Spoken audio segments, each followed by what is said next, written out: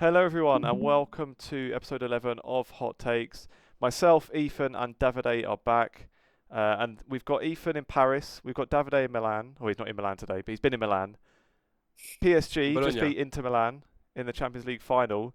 So I've got a question for you both. Davide, in your despair, how many cars did you set fire to? And Ethan, while you were celebrating, how many cars did you set fire to? I Go first, mean, Davide. yeah, I'll go first. I feel like it's probably the weirdest Champions League final I've ever watched. Because I feel like it was so one-sided. Literally, there was like no chance. And at like 2-0, I was like, maybe there's still a comeback. After the 3-0, I was like, okay, they're not making it. And then I was actually eating out with friends, and my friend is an Inter Milan fan.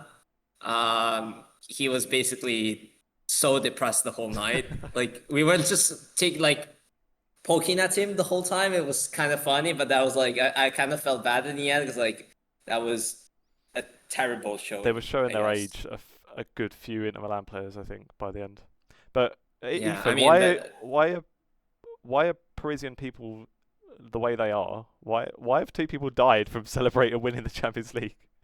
Not to laugh at the people Yeah, that died, but like, what's going on? yeah, I think it's pretty sad. I don't know, man. People went crazy. I think a lot of people were waiting that for like decades. So Mm. ever since the Qatari came to PSG, I think everyone was expecting them to win at some point.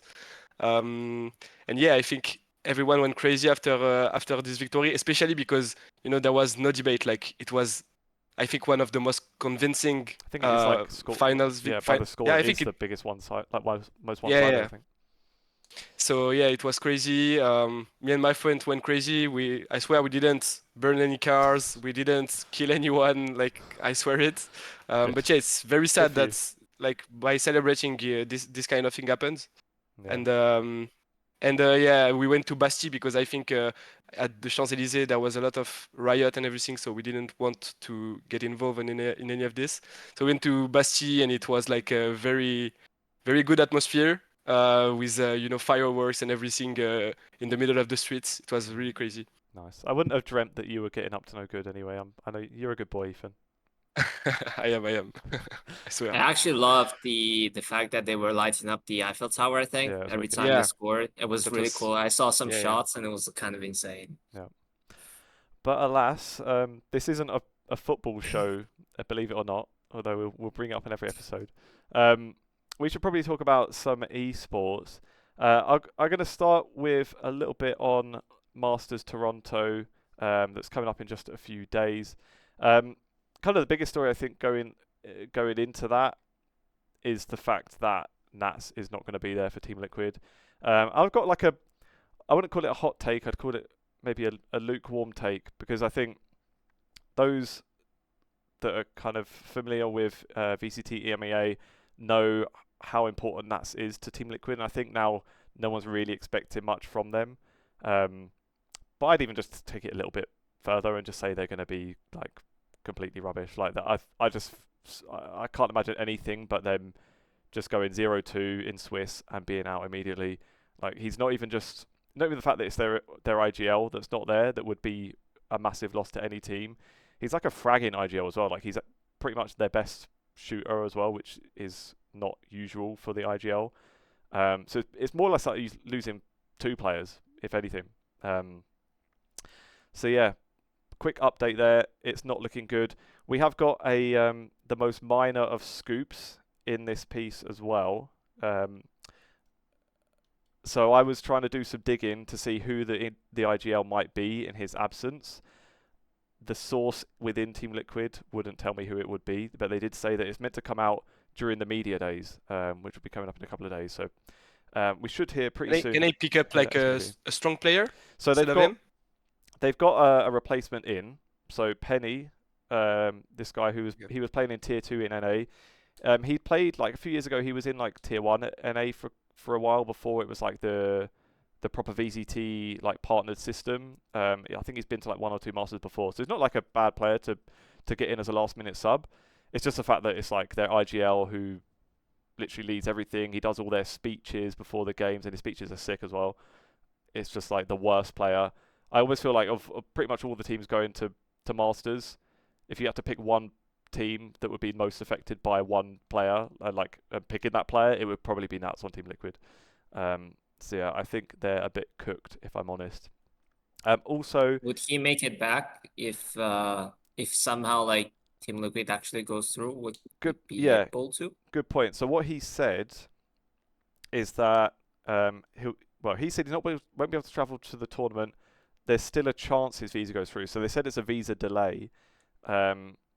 They've basically said like definitely not in the first match, but maybe it could come through, and they could still play. But the way I see it, like the first match is guaranteed loss. The second match, they would have to win to stay in, and if he's not there by the second match, they're basically another guaranteed loss, and they're out. So it's a bit of a shame because TL have been like kind of like overachievers a bit this year. It's their second Masters they've gone to already, so they've gone to both so far this year, when no one really expected them to get to any global events, to be honest. So it's a shame that it's pretty much written off just for like logistical shit, which is obviously you don't want to see. But there you have it. Also in Which is the best hope for the West in this tournament? For the West or for Europe? Yeah. Because I mean for the West. For the West is G2 in NA. So for those that mainly focus on League, obviously like NA's a joke. Even they'll get to the brackets in Worlds once with an easy run and think that they're sick, but like obviously I mean they'll beat you, but yeah. Whatever. But in actually the pretty cool thing in Valorant in general is that the regions are really level. Like going back like the last tournaments, the last global winner was T1 from Pacific. Before that, EDG won champs from China. Before that, who was it? Gen G won the from Pacific, and then before that it was Sentinels from NA. So it changes a lot, and it like the top teams for all the regions are like really level. But G2 I think should be the favourites. So in NA they've been like absolutely on fire. They're also the favourites probably for Bangkok as well. And then they didn't win Bangkok. So there you go. But from the West, yeah, probably G2, and then maybe like Fnatic and Team Heretics are pretty good in EMEA as well. But yeah, really, it's the top three teams from all the regions. So like the parity on the top is pretty good. So these kind of Masters are always pretty interesting. Do you have like a prediction for it? Whoa, I fucked that up. My prediction. For what? For the winner or what? I mean, just like in general, like 'cause I saw some tier lists. I don't know exactly how you can tell which team is better than the other. Yeah. But if I remember correctly, like I remember a lot of people were saying G2 was strong just because of how consistent they have been throughout the VCT Americas. Yeah. And then I think somewhere like even though XLG made it, it's like it was kind of a Cinderella run, so I don't think anyone is actually taking them for that. And also apparently there has been some issues with the team as well, because I think one of the players left, or like I read somewhere that they had issues with one of the players. I think there have been. It's Yo, I think. There was like an XLG guy who basically was in the mix of something. And then I was kind of surprised that I didn't see EDG. Mm-hmm. But like BLG made it, so. Yeah. Well, there's been a few of those as well, like T1. Well, in Pacific, Pacific's been like just a total like up and down roller coaster the whole year so far, where in kickoff you had DRX and T1 in the final. DRX beat them, and then in Masters Toronto they were the finalists, and then T1 won that one, and then neither of them get to the Bangkok, and they both fucked it in stage one. So Pacific's like all over the place. PRX looked shit for most of the year. They kind of brought it back and did their own like little miracle run, but didn't quite finish it. Mm-hmm. So I think at the top in at Toronto it looks really close. There's probably a few teams at the bottom that you can like sort of write off a little bit. Like PRX is probably should be one that you wouldn't expect to be challenging. Maybe like MIBR, Wolves, and a couple of teams like that. But yeah, it's looking good. I'm excited. And obviously bloody Andrew's left, so I'm the only one covering it for Masters Toronto. So I'm gonna be working like a bloody maniac. But yeah, You don't go there? no, not this one. Maybe champs in Paris. I'll Yeah. come knocking on your door, Ethan. Right, let's go on to a bit more Valorant news. There was a big dev update.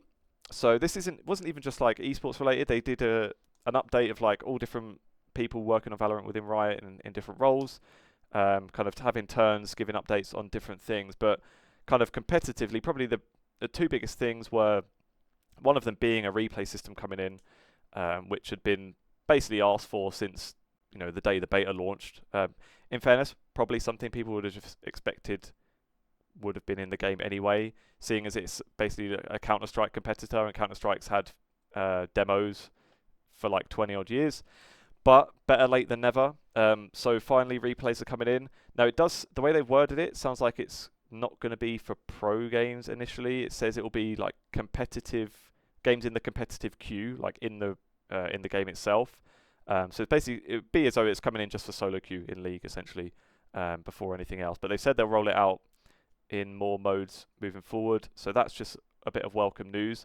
One other part that they talked about was the Champions Tour. So the Champions Tour is where we've got these partnered teams, and the partnership, like the rolling partnership they have, will come to an end at the end of next year, which means for 2027, there's the opportunity to maybe renegotiate partnerships, or at least just rethink how VCT looks and the whole kind of process of it, really.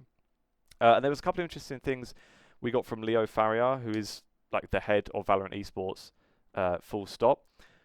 He wanted more openness. So one thing they said is they're happy with the global events. So they're happy that there's 3 global events a year, but they want more openness to potentially get competition between tier 1 and tier 2.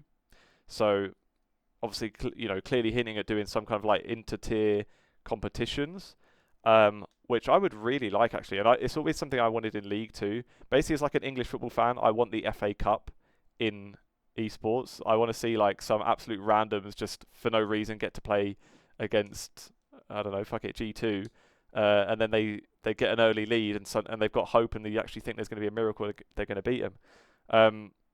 Yeah, what do you guys reckon? Imagine like LEC teams versus EU Masters teams. Like, that's what everyone's been asking for years, and it kind of sounds like it could be something like that. I think it's it's actually something nice.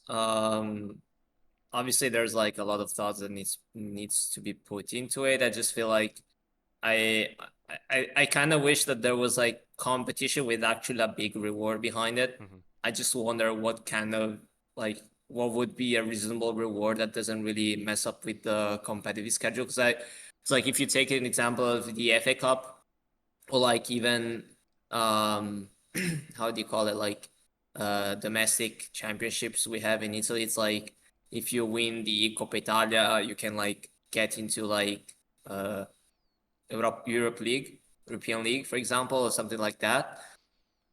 I think it would be quite nice if you kind of have a way to like reward those teams for actually playing an additional tournament, and then have them actually be, I don't know, like a wildcard team or like a playing team in one of the future international tournaments. Because if it's like an EMA, like EU Masters kind of thing, which is like, oh, you just play those like the tier 2 teams, or like those teams play each other, and then there's a little bit of prize pool. I don't think it's actually that interesting. Mm-hmm. So it would be always kind of like figure out a way to have them play. And actually, I think there could be something like that for League as well. I kind of wish they find out a way to have wildcards at Worlds. It would be kind of cool now that we have fewer regions, just to make a counter, like a comparison over there. But yeah, I think VCT already have like the Ascension, right? So like it wouldn't be relevant to have another tournament that actually can make you go up there. But then, yeah, Ascension's for promotion directly. I think I could see a world where you could do something. Imagine like, this is thinking it like way overthinking it probably, but imagine a thing of like EU Masters winner or the three EU Masters winners, let's say, against like the NACL winners against the. It's different, obviously, in the other regions, though, isn't it? Like I say, like Korean Challengers winners, but then it's like those are actually academies for the most part. But imagine if there was like an extra wildcard slot at Worlds. It's not related to any partnership thing, but it's just these extra teams. You know, maybe they go into like a qualifier tournament basically, and one of them gets in. Or it could even be like give so that you're not just for no reason giving tier 2 an extra potential slot instead of tier 1. It could be like a cup between the tier 1 and tier 2 teams, and if a tier 2 team happens to win it, well then that's great, then they go into the qualifier or something. But then I'd say, Davide, like that's I think like quite a mammoth I think like scheduling task. yeah. Then I think like franchising lose a lot of value, right? So I don't think Riot will ever allow something like that. Yep. Even though like competitively it will be like it will have many sense. I mean, I can kind of agree with the franchise thing losing a little bit of value, but it's like, for example, there's going to be the play-in between fourth seeds, I think, at Worlds or something like that. Because like it's 16 teams at Sweet Stage where 7 teams qualify. So one of them will be eliminated in play-ins. I kind of wish that there was like an additional slot there that you could say you could technically spice things up. In the end, it's like it's not that big of a loss for franchise. That like in terms of franchising, it's like one team out of the 5 tier 2 leagues you have. So I mean, not even like 5 leagues because it's like the ERLs are like 8 or 10. So it's like you get each league 8 teams, at least like 6 to 8 teams per league, plus the other secondary leagues. So it's like 100 plus teams fighting for one slot. And it's not even guaranteed. It doesn't even guarantee you to get into Worlds in that sense. It just you get one shot. You know? Yeah, I agree. But I think just like to come back on that tier 1, tier 2 possible competition, I think like even if it's just for a trophy, I think fans will enjoy it, right? So even if like there's not like a legitimate value out of like just a trophy, I think like fans will tune in and will enjoy watching things like that. So I think anyway it could be an interesting add-on to the league scene. And the way you could sell it to like these franchise teams, especially where you got these franchise teams that still don't have like a proper following, or loads of them don't have like a passionate following, at least like loads of tier 2 teams do. Imagine giving, let's just say Rogue, they're an easy target because they're not going to exist much longer. But imagine you said to Rogue, right, if you're being a Riot executive who is brutally honest with them and says, look, Rogue, nobody really cares to watch your games. People skip them. Jamada naps through the games. He tells us on Twitter every week. How would you like to have a match that's pretty low stakes in the grand scheme of things, but you could play against like Los Ratones and have a game with 200,000 viewers just because you're playing against this tier 2 team? Like, I feel like you could sell it. Obviously, it's a million times easier in VCT where they're not franchised. That clearly makes these kind of things way easier. And obviously, Riot learned their lesson, and now the VCT system is like way better. The teams get way more money, and they paid nothing to get in. So yeah, if you're a league org owner, you might be looking a bit envious, to be honest. But speaking of those kind of potential tier 2 competitions, then we'll put a pin in Valorant. We'll come back to it later. But while we're on the topic of these like tier 2 tournaments, we're saying about having the chance of like EMEA Masters teams fighting for a world slot, or even just any kind of bigger tournament. I think it's a good opportunity to talk about Los Ratones. And basically, a point I said on Hot Takes when probably in the first episode, I think, when it was not you guys here, I think. But basically, what I'd said then, it was right after they won EU Masters the first time, and I'd sort of said that they need to make sure they've got some sort of roadmap of what else they're going to do as a content team, because at best they get into LEC next year, which we don't know if they even would, if Cadra would want to do that necessarily. But otherwise, what they're going to do is every few months they just win EU Masters again. Kind of the best thing that could have happened probably was not winning it the first time, so they've still got the storyline going. But they've come again and won the NLC. If they imagine they go to EU Masters and win again, clearly, like obviously the viewership's still massive. People love Cadral. He's great.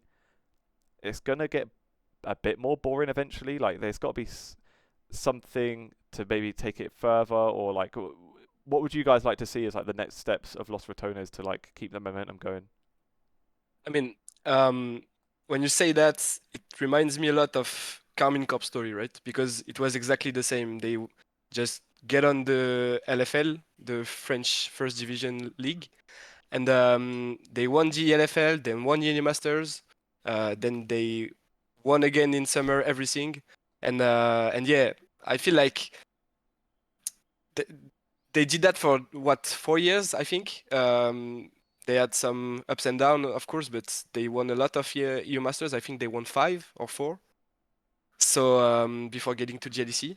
So I think right now Los Ratones should go faster than them, because in the end for Carmine Corp it was like way too long for the fans and for everything. I think like the LEC slots was very hyped, but since he came very late, I think the hype kind of dropped quick when they joined GLEC, like after they joined. But yeah, I feel like the next step is of course GLEC for Los Ratones. I don't think like if they win again and then they go to summer and win again, or maybe even if they don't win, like they just have so much hype around them, so much fans. Like if they don't like make the jump in 2026, I think they will have to try another way. Cadwell talked about joining the NACL, and maybe if the LEC slot is not open next year, maybe joining the NACL and try to make the jump through the guest slot to the LTA. So yeah, I think it's an opportunity they have to take if LEC is not open. But if I have another question for you guys, like which team should they take the place of in the LEC right now? Yeah, I was literally about to ask the same thing. Now that Rogue is out, it's like is there anyone that seems I to have think rumours about wanting to BDS stay? are most likely like I think they're running out of gas. Either it is money or even like hype. I think they are running out. So maybe they should take their place. But I'm not sure, to be honest. I don't know about like maybe SK. Like SK, I don't feel like has. I never see any like kind of hype around SK. I've got like a newest perspective though, where I'm trying not to see how much hype I notice online, because when I went to the LEC Road Show in Madrid, like I had no idea how big Giant X's following was in Spain, because obviously you see your own feeds and that, and like you see what the things you follow and stuff, and I just had never had any idea. Like I knew Giants were like pretty popular for a tier 2 team when they were in like a Superliga. But it was massive. So for all I know, there's 100,000 people ready to come out in the Allianz to watch SK Gaming do a homestand. Maybe there aren't, and they actually haven't got much following. I don't know, but it certainly doesn't feel from the outside like it's one of those kind of teams that maybe has that much. Like you say, has the gas left, like BDS maybe. SK have always been one that like supposedly runs on like a pretty tight budget, and they are just like a like sensibly run org. If they could come out, I was gonna say if they come out with a profit on the spot, but then these days would they even be able to turn a profit on it? I don't know how much they'd go for in this kind of climate as well. I think SK actually has to stay because GLC is Berlin based, and I think SK is the only German representative left in GLC. So I think they have to stay. Yeah. You say G2? G2 technically is. Yeah. G2 is technically German if you wanna. I mean, they have the company there, but I think if I'm not going to just the economic part because I don't really have the numbers there. From a competitive standpoint, I think if I had to choose one, it would probably be SK. One thing I I actually was thinking about is what if Riot actually gives Cadrol and Los Ratones the chance to do it, just do their own kind of like Kings League for LoL. It would be basically a full creator series where you just pick the best, like the most famous guys from all regions, or like creator teams from regions. So you get near airport, you get Los Ratones, you can get the NNO, and even like you can also technically get like academy teams that are quite popular that have strong following, and you just see how that would work. You can do like a kind of an experiment league for first, and then see if that actually gets enough attraction. Yeah. Just to see how the numbers would be. My They'd have to issue make with it like. Lost Art, Oh, sorry. I was just gonna say they have to like somehow make it a different sort of format though, because what I could like very easily imagine that them doing that, and if it's just like actual regular Summoners Rift and it's just another tournament, and then they just get more viewership than LEC, then that might look a bit awkward. yeah, my issue, my in the end, my thing, like I feel like the one thing that like Cadril and Los Ratones are doing really well is like they're actually giving a purpose from the competitive standpoint, and they're not just doing it for the Definitely. like for entertainment. Or like I think the how do you call it, the motivation and like the determination the guys have, the players have, is much higher compared to other teams. So it's like they're trying to build a story around, oh, we kind of want to get to the top tier regions.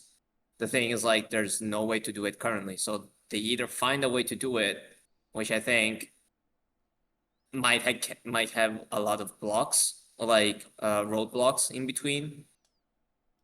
Honestly, I think probably going to NA, if things do not change over the next year, it's like would be probably the best thing for them in what they want to achieve, but also like it would be probably also better for the viewers, because at least they get a chance to see how the story develops. It's like honestly, I think like you said before, if there's not like nothing changes and they're not going to like they're going to have to go EU Masters again next year, it will get boring for sure. It's like they already got to the very peak in the first part, so it's like what can you do more than that? Exactly. There's kind of really no I think like Cadrell made it clear solution. that Cadrell made it clear that they won't like go again for another EMEA run next year.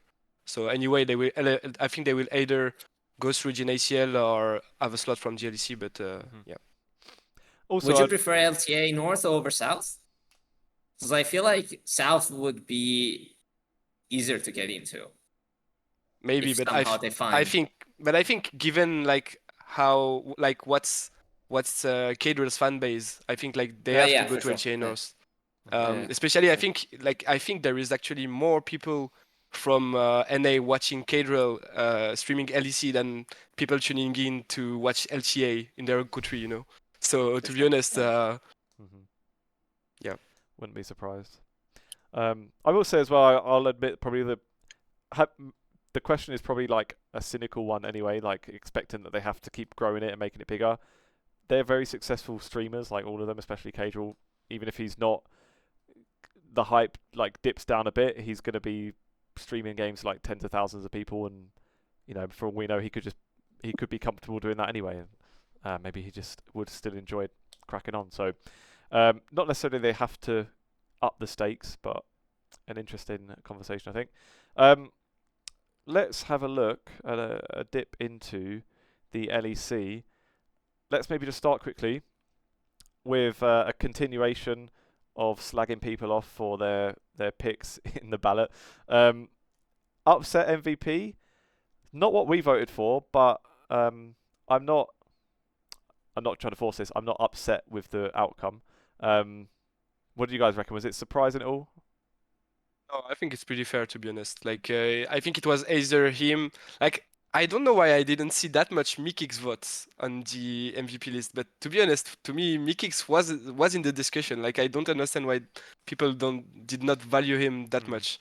But I think like there has been like many carries that put it on an outstanding performance during the spring split, and I think yeah for sure Upset was up there. I think Kana was up there too. To me, Kana had a slight edge because I think the fact that it was a 1v1 lane all the time, and that all the time he had that lead, he converted it in the team fights and everything. I think he was like slightly more worthy of it, but it was like really nothing. Like to be honest, I think it's very much fair that Upset got it, and I think Cadiz could have got it too. To be honest, but yeah. I think honestly it wasn't that close. It's like for me actually Kana was way above the rest. Okay. It's like the way I see it is like going back to what you said, I feel like I agree with most of the parts. It's just like if you think and how Kana was so important and crucial to actually how KC worked as a team.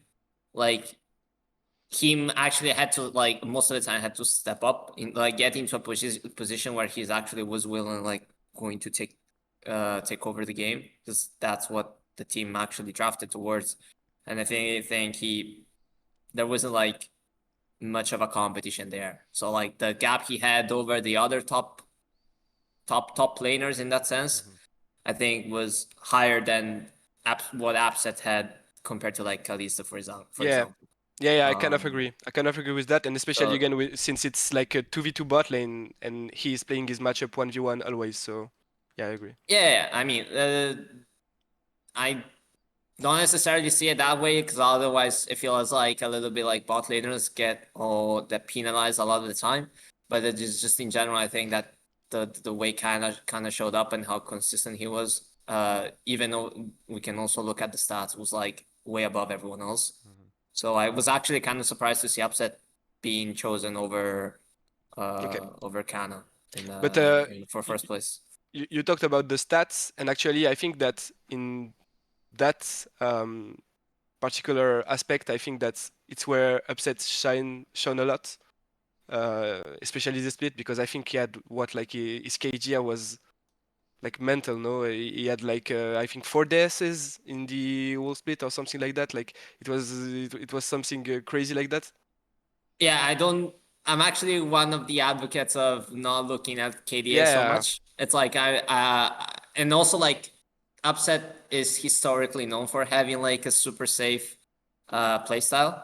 So it's not that surprising to me to like see Upset with high KDAs. I think it was mainly just like how individually speaking kind of was gapping the rest I totally and agree with like early laning phase and then transitioning later on in terms of like even damage share and stuff.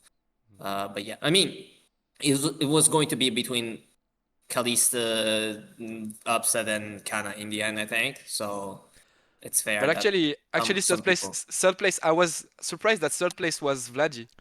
Yeah. Because to me, Oh yeah, go on. yeah, go. Well, I was just gonna say it's interesting looking at the votes, where for starters, what I think has probably tipped it for Upset is that the K Corp guys are just like cannibalizing votes off each other. So there's like Kana got loads of votes first, especially from like media, but then you go down to coaches and players. There's tons of Vladdy first, and obviously there's like a few Kalista as well. Whereas Mickey X like barely takes anything off Upset in any of them. So I think that's just probably what's won it for Upset mostly is like, yeah, you're just sharing votes between players. But I thought that was quite interesting, just scrolling through them, like how much more the teams and the players go for Vladdy compared to compared to the media. I mean, there's barely any Kana at all. Yeah. I think I think they're probably taking consideration like screams as well. I would assume. Yeah. Because like, or like there's more stuff than we know. Maybe like in terms of communication, how much Vladdy contributes to KC's success in that sense. Yeah. From a viewer perspective, I feel like Kana's impact was higher. Yeah. Honestly. And have you seen like the LEC Honor Talent? I think there's only one that put Kana second place. Oh Yeah. shit. What That's crazy to they me. need to say whose votes these are, man. They can't hide behind Yeah. LEC on their talent. The Korean broadcast have done a madness again as well. No upset at all. Jojipyun third. Someone's got Shio Yeah, I don't know why second. they love so much Jojopyun. Like even in the mid lane, I think they put him above Bloody. Let's go on to the dodgy ones. The good news is I don't think your mate did any misclicks this time. So good on Yeah. him. Well done. Hit point were a bit of a mental one last time. Nako in the top three. Same as like Nexus have got this here as well. Like Really, the you could French see him in broadcast OTP. Look at it after. Yeah. bloody fucking hell. Still no Canna Yeah. though. They've not helped Canna out, have they? Yeah. I think they like the KC fans went like a storm to them because I think it was like a matter of one vote for Kana to be up there, and since they didn't vote for him, they were like, They tried to pander to the fans, but they yeah. pandered in the wrong way. Too bad. Obviously we know why Carlson's number one there. That's no surprise, I suppose. The bigger surprise is that number two is not. Not a Team player, Yeah, yeah. exactly. But there we go. But yeah, the Korean broadcast a bit funny one again. But NEC on their talent, they've got to say who it To is. be honest, I wonder if the LEC on their talent, like, I really wonder if they didn't vote for Kana because he is actually not European, you know? Like, I think it could be a thing, to be honest. You never know. Yeah, there's no. Well, I guess there was no other imports probably up for any of them, to be honest. But Yeah. I think it could, interesting point. there's only Kana, yeah. And then because no one's name's on there anyway, it's not even an accusation to anyone in particular. So you can say things like that. Anyway, let's talk about the LEC itself as well. And I want to call back to a hot take you had a while ago, Ethan, where you said Fnatic was not a top 2 team. You were wrong, obviously, because actually they're not even a top 3 team. So, you Yeah. know, apologise Well, for yeah, getting it wrong. you kind of doubted that take, I no? did. I was. Like, I remember. I really thought I would have had him ahead of I think KC at that. No, I can't remember who I would have thought even Boy. first, but definitely I would have thought Fnatic were top 2. I'll admit it. Well, to be honest, I wrote an article about to the preview of G2 Fnatic, and I have to assume that I have to assume that I put it Fnatic favorites, and they just got destroyed. So yeah, but no, to be honest, I think yeah, Fnatic just showed that they are still a regular season team, right? Like they just yeah, it was not that contested to be honest. But yeah, I think yeah, Fnatic just crumble when it comes to playoff when the stakes are higher. They're not at it, and I think Razork told about like problems that they had within the team. I think I saw something on Reddit regarding that, and I think they just didn't found their way to the meta. I think they had a hard time finding clear, clear game plans and stick to it. I also think like the solo laners played very, very poorly in playoff, especially Humanoid and like Humanoid was very disappointing, but obviously Oscarinian was too. But like I had more expectations towards Humanoid than Oscarinian. So yeah, I think Humanoid is just win lane lose game right now. It's a while that the problem keeps going. I think every time he get himself catch on the sides and everything. So yeah, I didn't actually watch it. I saw 3-0 as the end result. Was it that one-sided? it was. Did you watch it, Davide? I think I watched a bit. I haven't watched all the series. I just feel like based on like stuff I've read,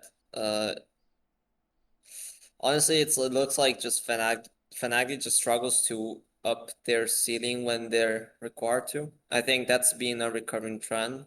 It's like their floor is good. You know that they're going to be somewhere near the top, and if other teams are struggling, they will be much closer to the top.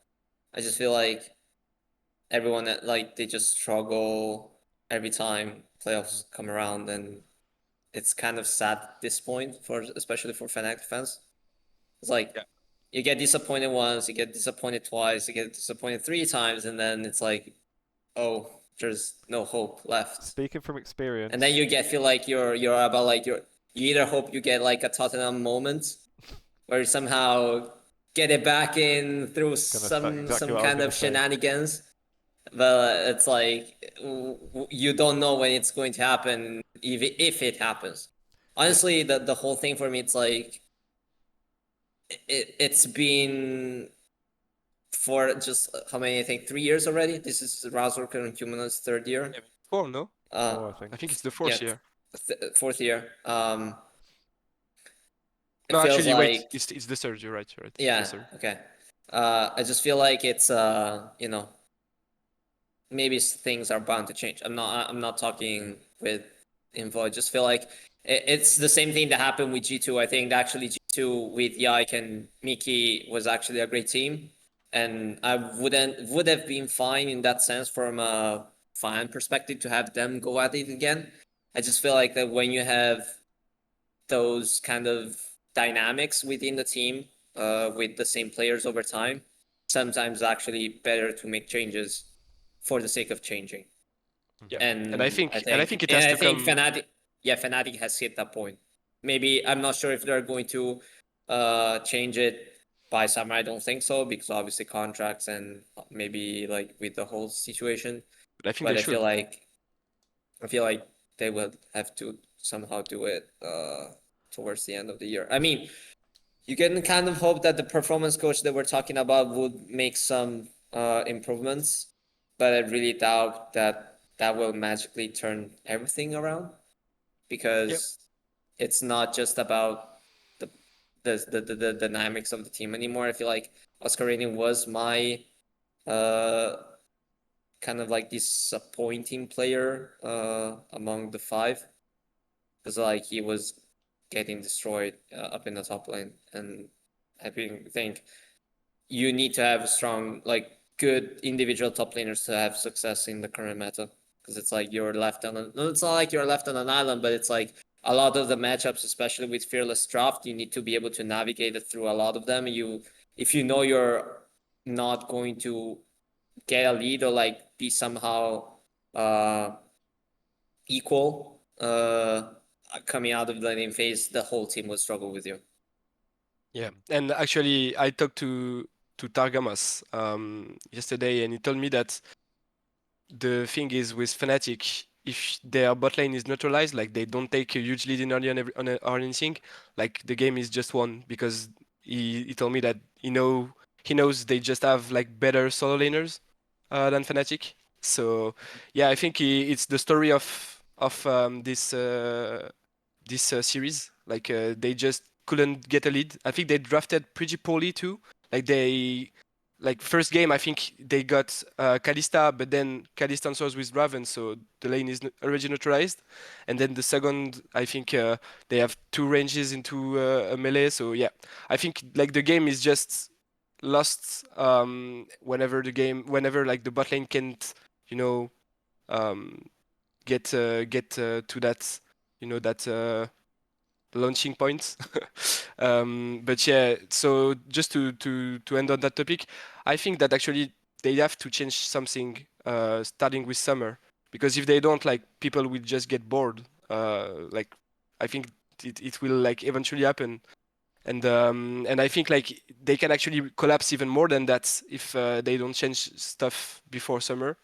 And seeing them like not being in the playoff or anything could be like, I think could really have a huge impact on Fnatic as a brand and as a legend, as a legendary organization in the LEC. Listen, there was a support I was seeing recently that just got kicked off their team. Maybe they could beg him to go to mid lane. Niski, I think his name was. I don't know. But anyway, it's an option. Actually, I think there's a player that just won GLFL, which is Amon. He's like Oh, he actually, I was, know the guy. yeah. He was like with Camilo, they were like the 2 biggest prospects from LFL2 last year. and he joined GLFL this year with Bekarog, and he just won the split. And I think actually he's a better player than Camilo. Like he was already in LFL2, I think. So to me, like, and this guy he's just been So popping off in GLFL. you're saying he'd be the best mid laner in the LEC then? No, I'm not So saying that because I no, don't 'cause think Camilo is the best mid I laner in GLC. saw him voted the best mid laner in the LEC. Is he not? Oh, never mind. I was wrong. Right. Still, one more league topic to cover. I'm just filling some talking space while I do production stuff I should have done already. And here we go. It's ready to go. It is Uzi being inducted as a second Hall of Legends inductee. We're a little bit late on this one. We didn't have time to cover it last week, so we can have a chat. I think it's a surprise to absolutely no one that it's Uzi, but does he? I don't think he's probably the deserving of the second inductee of like the. I wouldn't say he's the second. I don't know. It depends how you do it, isn't it? Like in terms of career wise, I don't think he's had the second best career in League of Legends. Maybe he's like the second biggest legacy, which is like a bit of a vague term to use. What do you guys think? Is there anyone else you would have preferred there as number 2?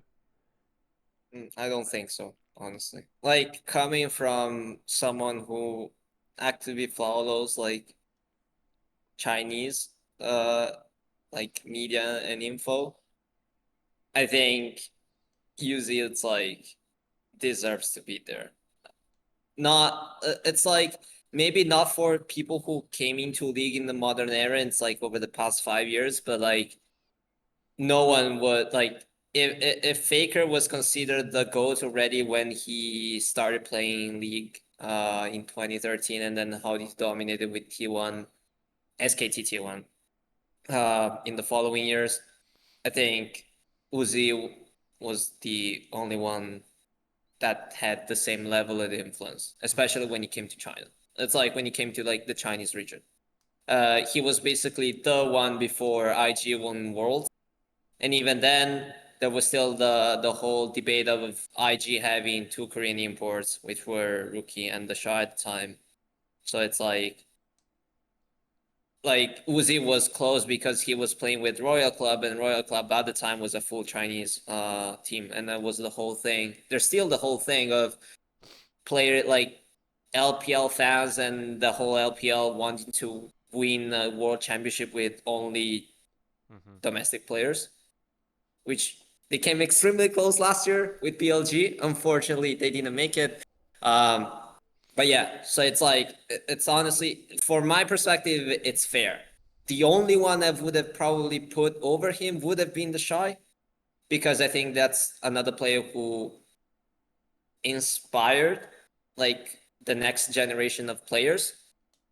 And actually, I think the Shy inspired the modern era of top laners, for example.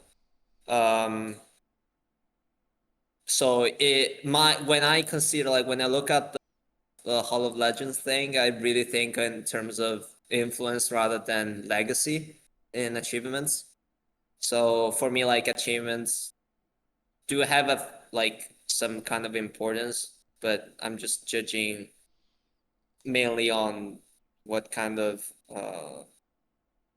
like what kind of impact the player had on the scene. And I think UZI in terms of his impact is probably the second highest. That's the biggest one after Faker. Yeah. I had a question about it actually. Like, is he really like an icon in China? Like as Yes, much as Faker in Korea? Absolutely. Okay. It's like the guy. I think I can check quickly. Like on Bilibili, he used to stream a while ago before he started like before he stopped streaming. It's like UZI's thing has like one of the highest like views in terms of like views and Okay. following across all like league related like streamers. And it's like even when like he came back to on a short stint in EDG, Yep. everyone was was following them. And actually, like, you can make the same argument right now with IG. It's like IG is not a team, although I wish they were, is not a team that's currently competing for first in the LPL.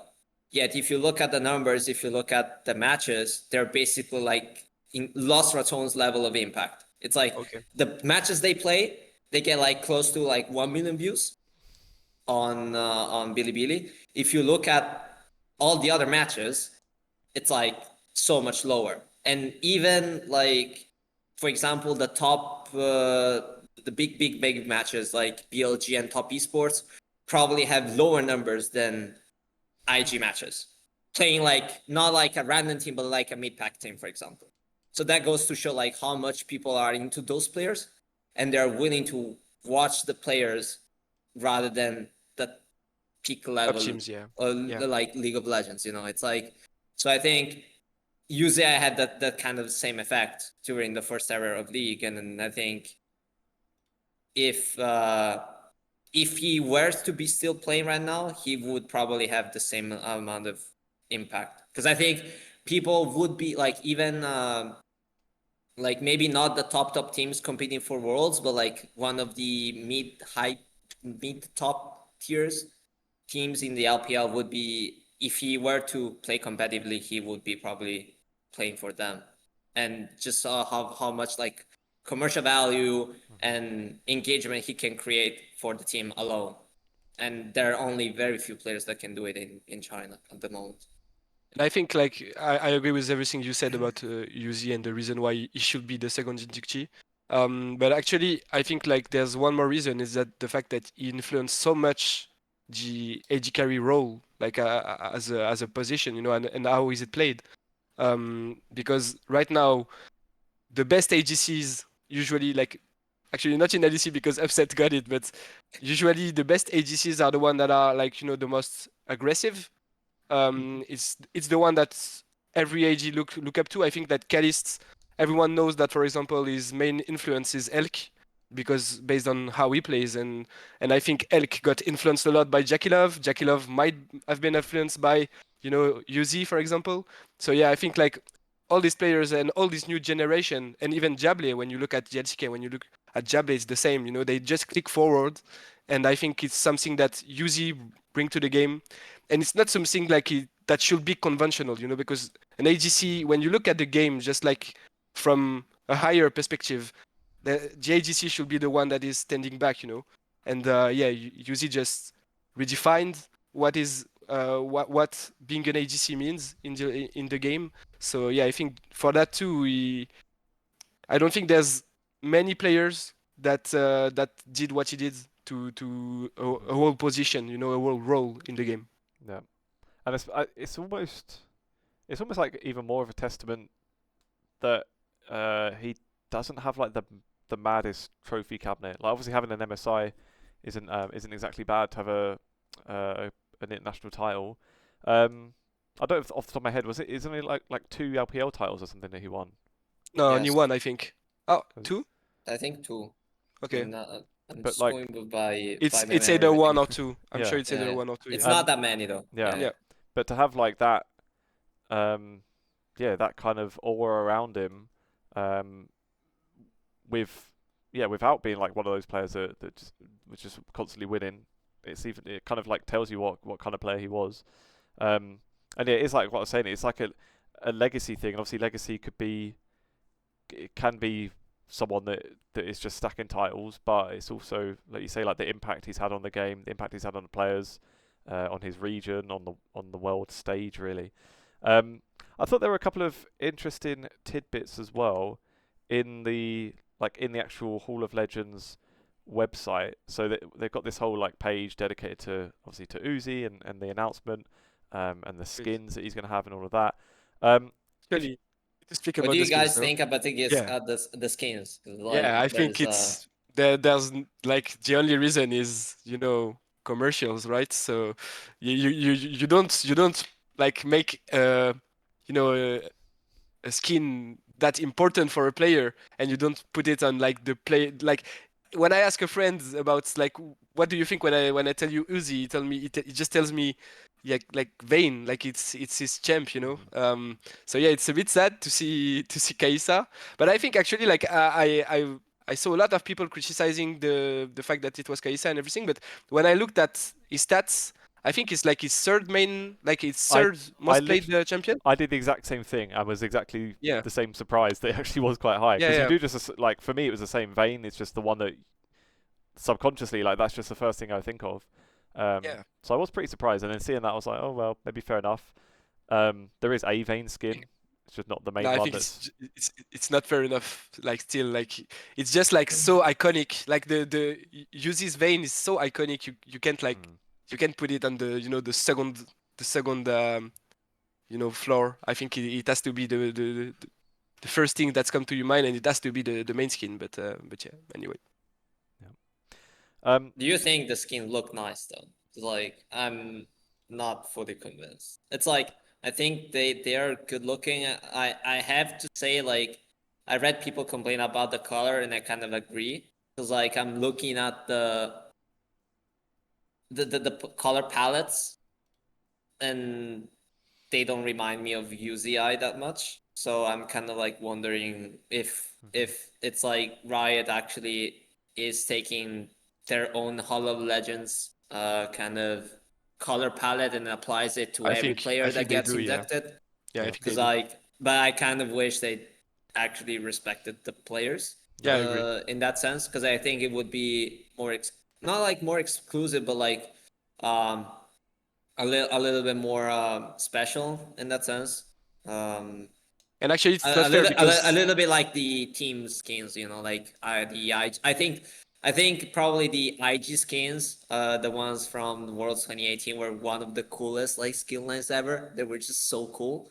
Even though they kind of gave me like the project vibe ish in that sense with like the grayish colors. But I think that it was quite still clear that it was related yeah. to IG, you know. So I kind of wish they had something for for each Hall of Legends player as well. Yeah, and also it's not really fair because I think those colors are reminding a lot, like they are recalling a lot to T1, you know, like the I red mean, and everything. you can kind of argue that the first one is close that has like the yellowish that kind of reminds you of RNG. But at the same time, I don't think the fact that there's the red over there makes much sense to me, you know. Yeah, but I think, as I said, like the first one was about Faker, and they had all that red stuff because of T1, obviously. And now I think like it's just like the as you said the palette of the Hall of Legends skins, and so yeah, it's just not really fair for Uzi because it's not really respecting his teams and career. But other than that, I had a question about the dogs. Why are there like some dogs in there? Is there something about dogs and Uzis? Like good question. I'm trying to think.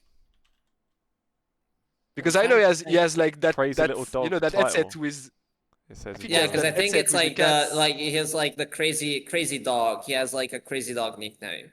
Oh, okay. So it's like in Chinese, there's like they gave me like a crazy dog because of his playstyle, I think, and Okay. so that's why they have the dog reference. Oh, I okay, okay. think that's the thing. Yeah, But that's actually a good thing, I think. Like to have something that's a really really nice like touch. Yeah, Personality. yeah, that's yeah. a really nice touch. I would say. Definitely. But I actually like the skin. Like I think like everyone that plays Kai'Sa just plays the IG skins, right? So like I maybe mean, it I will also take play over. IGI Relia, so it's like they just have like they were one of the best skins, I think. So, Yeah, yeah, yeah. But I feel like it's it's the one that is actually the most like you know fluid when you play it. So maybe it will take over. We'll see. But yeah, I'm just a bit sad that it's not Vayne that has the $400 skins. You know. Otherwise, yeah. that's the only reason you're not going to buy it, isn't it? You would have bought it otherwise. Uh, no, actually, I might buy the $40 one. Yeah. Actually. Would you buy it, Lee? Fuck off. No. No chance. Bloody hell, Actually, I don't I'd have my play head ADC. taken off if I spent that much on I don't play the skin. ADC that much. So I'm just waiting for the first jungler to be inducted. And if somehow they don't put like a leading skin inside, somehow I will buy it. Actually, I would have like never considered it for ever that kind of price. And then when Faker's one came out, I was thinking like it would be nice to have as like the collector's thing. That thought was for about 5 seconds, and then it went. But if you got the I feel money, like I've only go played for it. I feel like I've only played against like the 500 Aries King once like ever since it came out last year. It's kind of crazy. I wonder if there will be people here in the West, because I feel like it's obviously going to be quite popular in China, Yeah. with obviously considering Yeah, how obviously. popular like UZI is. I just wonder if it will have the same effect here. And actually, That how would popular be. Kaisa is in pro play too. I mean, I don't think like Kaiser. I think it's just a really cool champion in terms of design and how it looks and feels. So it's okay. Like I kind of see why they right with chosen Kaiser in that sense. It's also like he played a lot of games on it, so fine. But yeah, kind of wish obviously from the sense that like let the iconic champion be Yeah. the signature champion, in that sense for sure. But yeah, but I think like if it was Vayne, like you wouldn't actually see the skin ever like in pro play because Vayne is Yeah. like Mm. has not been played for the past like 4 years, I think. No, actually Cats. there was yeah, yeah, exactly. But no, I think like last year or 2 years ago she was played a lot. But yeah, I think like they want to promote the skin line, and it also goes through the pro play and the pro scene. So for sure, like since people play a lot Kai'Sa, like it will eventually like get promoted somehow. Mhm. Like I see I'm even actually Shovi right now. Shovi is I, actually still playing the All of Legends skin of Faker, in when he plays Ari. So I'm actually excited about Aphelios because he's getting some buffs apparently for yeah, ahead of for sure. MSI. So, as someone who loves difficult champions to Yeah, play, yeah, yeah, I'm vouching, yeah, yeah, for 100%. sure. You will Yeah. see. You will soon see Kalista Felios maybe. I don't mind. I wouldn't mind it. Yeah. You think like Jackie Love will be up to the challenge again? I mean, they got stomped by BLG last time. It was a Yeah. very bad showing, so I'm not sure. IPL looks a little bit rough. Aside from BLG, I have no clue who is going to be the second team, Yeah, honestly. that's going to be a hype match actually with FPX against IG. Like it's two of the team's fans favorite, right? I kind of wish IG wins, but at the same time, I'm like the way they played the first round made me really Yeah, but is making me really worried. actually BLG is just untouchable. I feel like. Yeah, I think so. I think they're probably the only team I see making it to MSI quite comfortably. Yeah. I still have to kind of recollect as I feel like top esports AL are close, and then like depending on how they show up on the day can make it or not. And then there's like JDGIG who have been quite inconsistent. I kind of wish Weibo like WBG is actually doing pretty good. Yeah. It's like they got a bit like they showed up better compared to how they were ending the regular season. I just feel like it's not. They still need another little step up if they want to fight for MSI. Yeah, Weibo is always that upsetting team, right? In the Mm, LPL and elsewhere. But yeah, I yeah. think BLG are actually like their macro is just one step above every other LPL team. I feel like they are just outplaying on the map every time I watch the game, like since since playoffs. But yeah, Nice. Um, I had one thing on Hall of Legends. I just want to go back to quickly. Sorry. yeah, Yeah, the Just the one bit of bad news I saw in here is that so they've got an FAQ at the bottom. Will Hall of Legends return annually? Yes, every year a pro player will be honoured. They cannot keep this up. I don't know if they maybe will do like one from each region or something and then speed it up afterwards. Like they just cannot keep doing one per year forever. yeah, I agree. I can kind of see they kind of want to do it slowly. I just wonder if it's one player only, it must be some like I really wish it's not going to be an Eastern player again, Yeah, for for sure. for the third year. But that's the Because thing, yeah. like If you if do we're it that judging, if specific, we're it's got to be, isn't it? if it's like if it's like just from an inspirational perspective, honestly, the next one, like in terms of how they like a single player influence the scene, for me, it's like it's either Caps, the Shy, or probably Bjergsen slash double lift. There's Beryl too. I don't think there's anyone else that can fit into that. You don't Aside, think Beryl could be in? I don't think Barrow can fit in because of his achievements, but I don't think Yeah. he has had like that much of an impact. I It's don't like really agree with that. I think. I think like his style, it's about his style too. Like he's no, playing, yeah, but like all you those were world talking. champions. It's like it's his style. It's not like he's like people are constantly copying him. It's like look like getting inspiration from him. Yeah, I yeah. think like the Shy is there, Caps is there because obviously Western GOAT and will be the Western GOAT. I think for NA would be between Double If Bjergsen and double lift, yeah. Bjergsen, and honestly I can't think of anyone else. Yeah, yeah, for There sure. was a period where Jensen popped into my mind, but at the same time I feel like he, in terms of results and stuff, I don't think he can fit into Yeah, the yeah. same picture as Bjergsen if we were to choose an NA resident or like NA player. But yeah, so if it's only one, I just really hope it's going to be someone from the West. Yeah, the NA or problem EU, it is doesn't really matter. Just give me someone from the West. Yeah. yeah, the problem is like when Zeus will be injected, the game will be like dead already. So I think that's Or the only problem we'll even have. before that, right? Imagine they are going to go slow and they want to do some Western ones first. Let's say next year is Caps. So what's that? 2026 Caps, 2027 The Shy, I Bjergsen think. Bjergsen and double lift joint. Why not? They can share a skin. Yeah. 2028 the Shy. I'm going to be a man in my 30s by the time the Shy would get in. And imagine being a Chinese fan. It's like, okay, we got Uzi, nice, and then you've got to wait 3 years for the Shy. It's just ridiculous. But the one thing that maybe gives a bit of hope in here that I think it was on this bit. So it says, will the future Hall of Legends inductees receive similar offerings in game?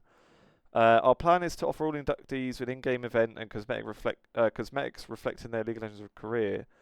But it says the types of cosmetics we create to celebrate their legacy may change as we learn more about what players want to earn and collect. So that maybe tells you they could scale it back, and then maybe that would make them change their minds about doing it every year. Who knows? Was We this can only FAQ hope. already put into last year, No idea. or was it Good added question. this year? Okay. Yeah. Because I like there are a lot of times where like these websites do not get like updated, Ah, and this is might be one thing from I last year, you saw, know? I didn't verify this, but one thing I saw someone say a while ago was that like before the Uzi thing came out, like this website wasn't even up anymore. Like literally the website was gone, Okay. or like they had the page hidden. So I don't know. I'd guess it should have been at least they've had a check over it. But yeah, you could be right. It might have been the same last year as well. Oh, maybe they just kept it from last year, because like most websites do not change those kind of stuff.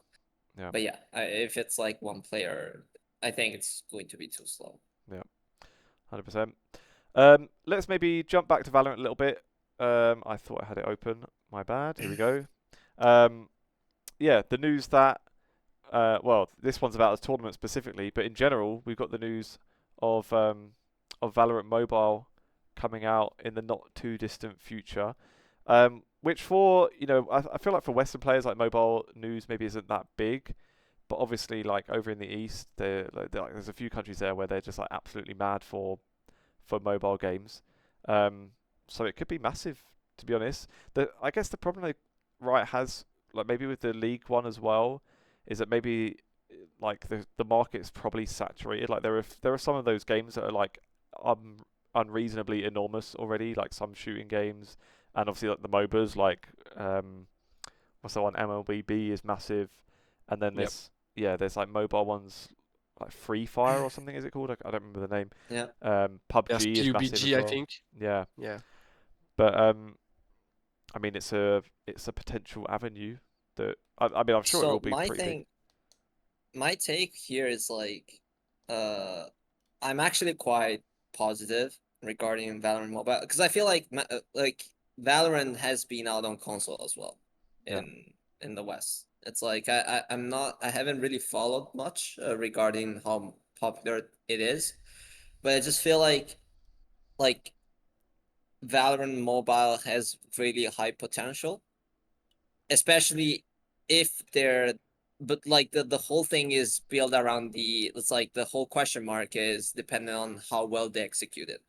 Because like I have no doubts that the Chinese studio, which is Tencent Lightspeed, will do a good job in making sure it caters well to the local market, which is obviously currently China.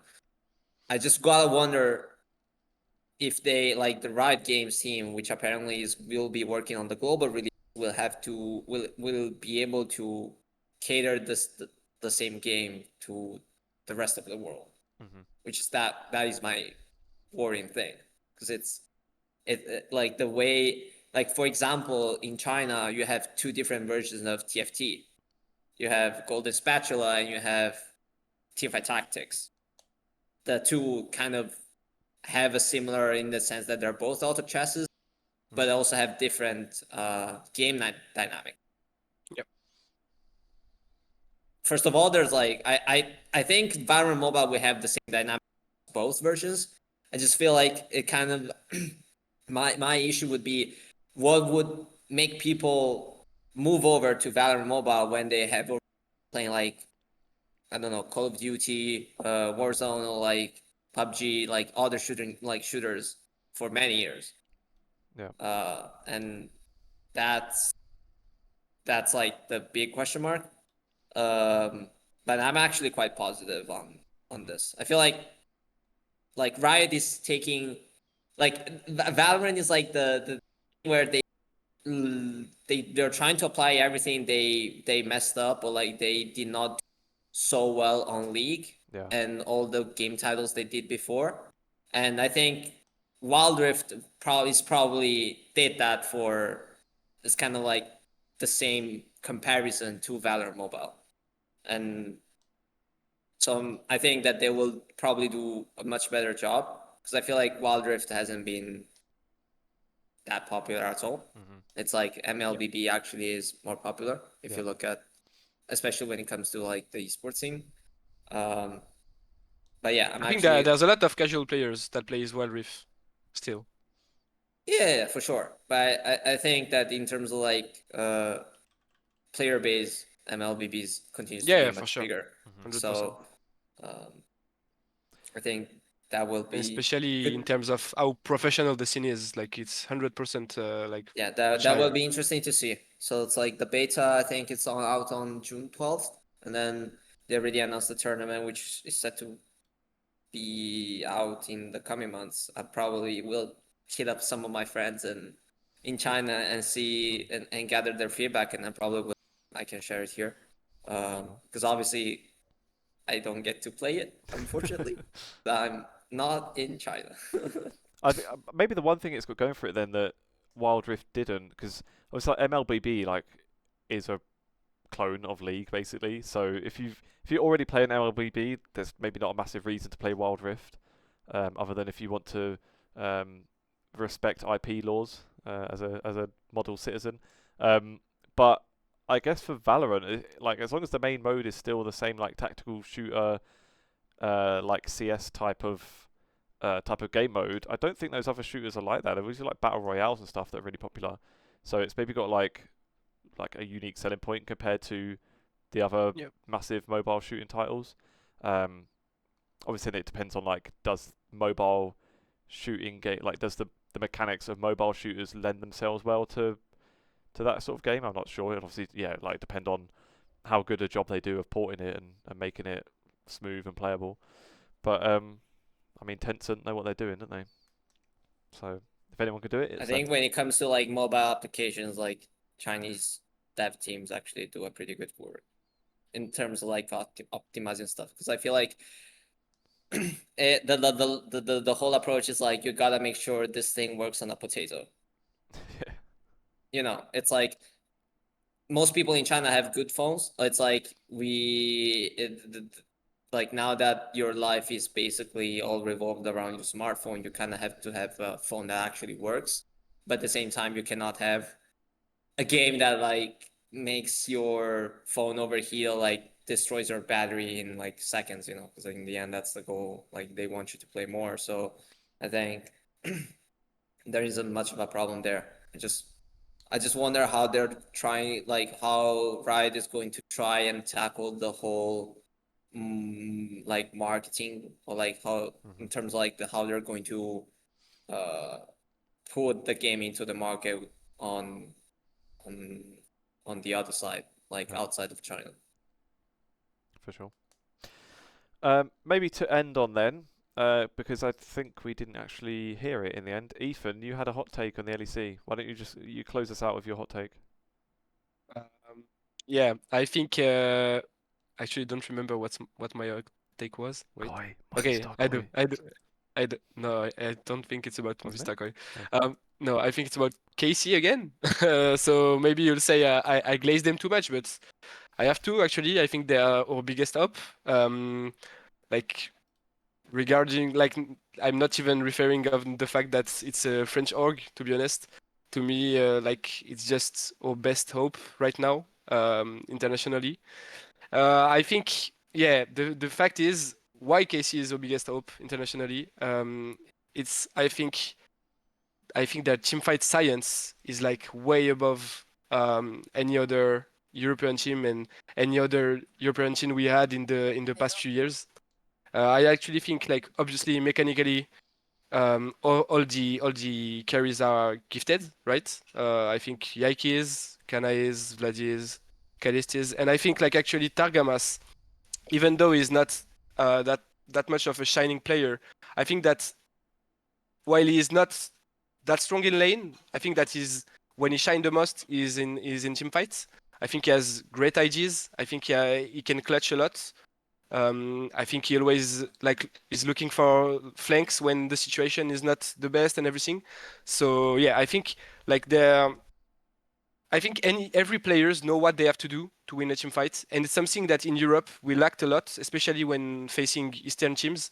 I think we had like I don't know, maybe 100 of examples of Western team that won the early game against Eastern teams, but then just crumbled in team fights and around objectives.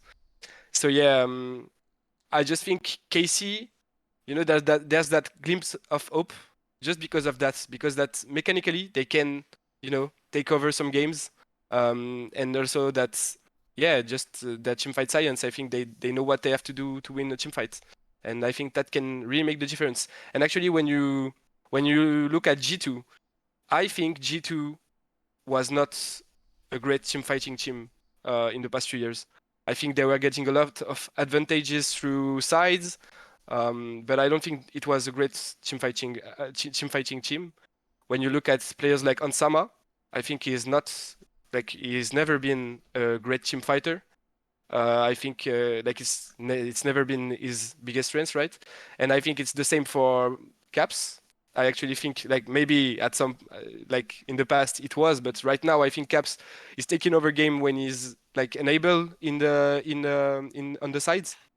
So yeah, that's my take. I think like right now KC can have high hopes because of that specific thing that they can actually outplay Eastern teams in team fight.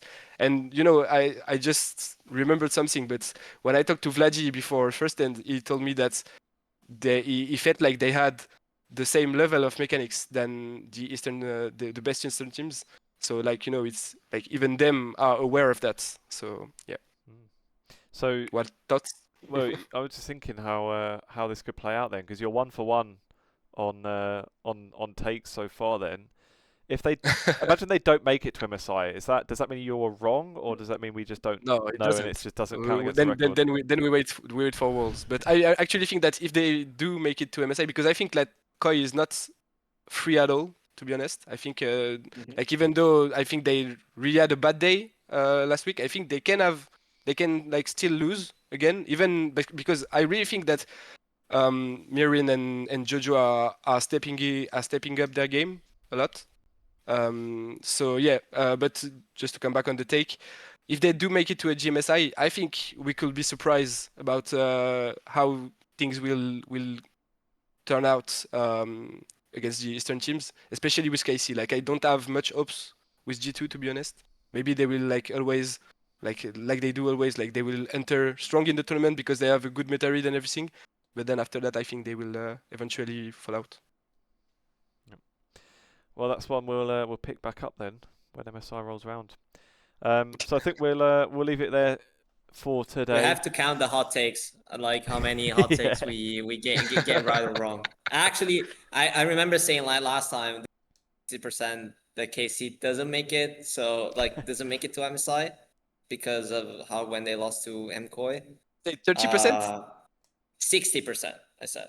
Okay, They I think didn't it's make still. it. I think it's still valid, you know. No, it's still valid, but like I have to. The time of truth is coming, so we'll have to figure. Like we'll have to keep count of the hot takes at that Yeah. point going And forward. actually, I think if they win the split, then your take is just like proven wrong, you know. Gone. Yeah. I get a -1 and at that point. Let's see. Oh, and by this time next week, we probably should know if mine was right or not as well. So yeah, fingers crossed. I shouldn't have my fingers crossed. I don't want TL to crash and burn, but I'd like to be right. So it's a win-win. There you go. Right then, we'll leave it there. Thanks for your time, guys. Thanks for listening. We will see you next week. Thank you. Bye bye, guys. See ya.